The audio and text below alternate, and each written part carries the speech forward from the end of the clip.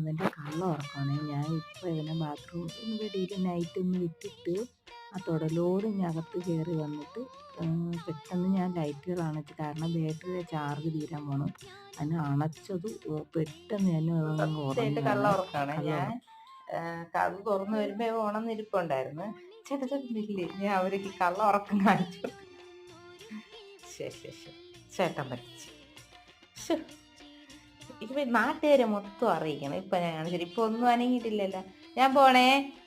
ആ വാസി കുഞ്ഞാവേ പോവാ. ഗുഡേ നമ്മള് പോണേ. പാടി നമുക്ക് പോവാ.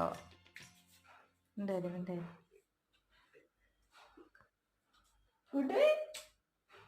ഇത്ര ഉറക്കോ?